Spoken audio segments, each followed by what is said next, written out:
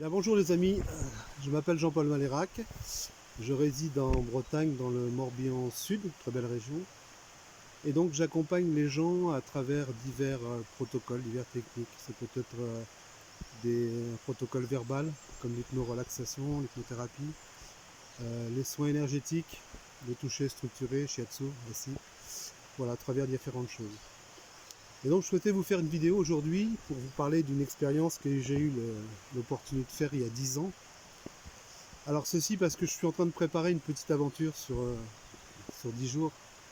Alors je vous en parlerai un peu plus tard dans d'autres vidéos, parce que je suis en train de le préparer et d'organiser. Et donc j'ai eu l'opportunité et le loisir et le cadeau il y a 10 ans de faire le chemin de Compostelle. Donc le chemin de Compostelle, j'avais toujours eu l'intention de le faire, mais je ne me décidais pas. C'était quand même une aventure de mois, hein, un peu moins de 60 jours. Et donc 2 mois avant de partir, je ne savais toujours pas si j'allais le faire. Donc j'avais rien préparé. Et puis au mois de mai, je commençais à réfléchir un peu. Et curieusement, j'avais des petits signes qui venaient de droite, de gauche. Je voyais des revues où on parlait de Compostelle dans les kiosques.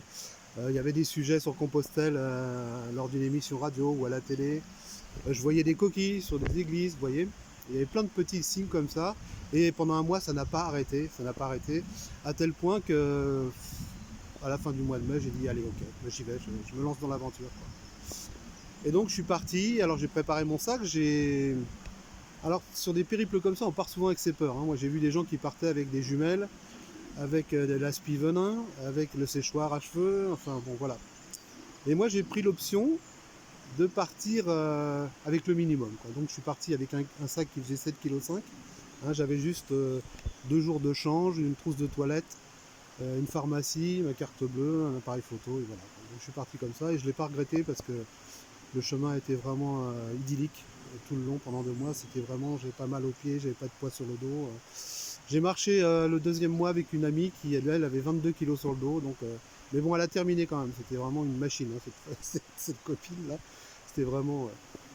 Et donc, j'ai décidé de faire le chemin d'une manière un peu atypique. Enfin, à mon sens, comme on devrait le faire. À savoir en prévoyant rien. En se laissant surprendre par le chemin et en se laissant surprendre par la vie.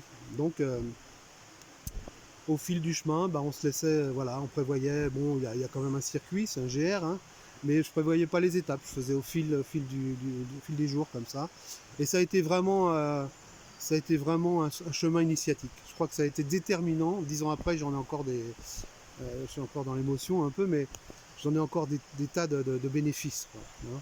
À savoir que on se laisse surprendre, le matin on se lève, on est joyeux parce qu'on sait pas, enfin moi ça m'a fait ça, on savait pas qui on allait rencontrer, quelle belle région on allait voir, quel beau paysage on allait voir. Ça peut être des forêts, des montagnes, des plaines. Et puis on sent au fil du chemin que le corps s'adapte, hein. C'est vrai qu'on faisait des étapes qui variaient entre 15, 20 et 45 km des fois. Et au fil du chemin, le corps s'adapte très très rapidement sur 15 jours. Et, je me retrouvais des fois aussi dans le désert espagnol, dans la Meseta, c'est à 4 h de l'après-midi parce que j'étais parti un peu tard. Hein, il y a beaucoup de gens qui partaient à 5 h le matin pour être dans les gîtes à midi, avoir une place. Bon, moi je me foutais un peu de ça, je partais. Voilà, ça faisait partie aussi de la façon dont je souhaitais faire le chemin. Donc je me retrouvais des fois à 16 h en plein cagnard à 40 degrés dans la Meseta, c'est le désert espagnol, hein. Entre Burgos et León, il y a 200 km de champs de paille coupée et des fois il n'y a rien pendant des heures. À l'horizon on voit rien. Donc là aussi je me suis rendu compte que le corps s'adaptait parce qu'on était on marche, on est dans une espèce de transe, on boit de l'eau chaude évidemment, il y a un soleil, il y a le soleil qui tape, bon j'avais un chapeau malgré tout, mais voilà, on s'adapte à toutes les situations. Et vraiment, ce chemin, ça a été une vie en raccourci sur 56 jours, puisque je suis parti le 7 juillet du Puy-en-Velay pour arriver le 26 août à Santiago.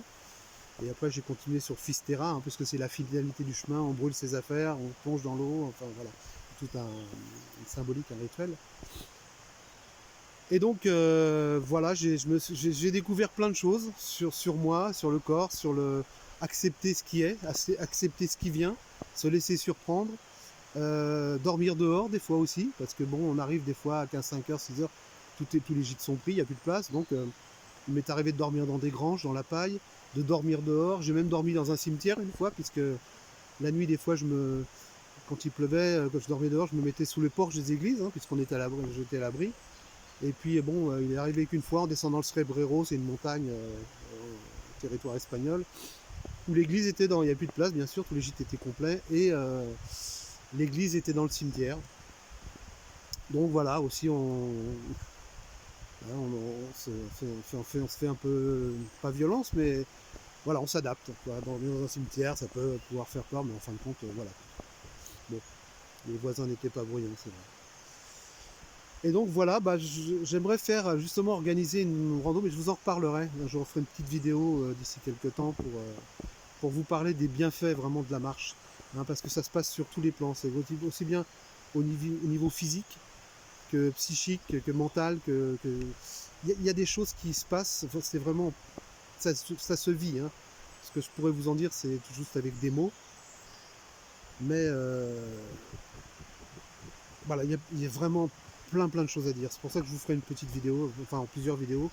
Et puis je vous ferai une dernière vidéo où je vous présenterai la petite aventure que je veux monter. Alors j'aimerais partir avec un petit groupe de 5-6 personnes, hein, pas une colonie de vacances non plus, créer une espèce de, voilà, de se souder sur un périple de 10 jours, ce qui représentera à peu près 225 km. Maintenant, à voir si je fais une formule avec gîte ou une formule sans gîte, c'est-à-dire qu'avec des tartes, on dort dans la nature, ou dans des campings, on va pour se doucher. Et voilà, donc je vous parlerai de tout ça lors d'une prochaine vidéo. En tout cas, je vous remercie. Je vous laisse toutes les coordonnées en dessous, hein, le champ de lettres, c'est le site internet que je partage avec ma compagne qui est art thérapeute. Je vous laisse toutes mes coordonnées en dessous de la vidéo et je vous dis à bientôt. Merci.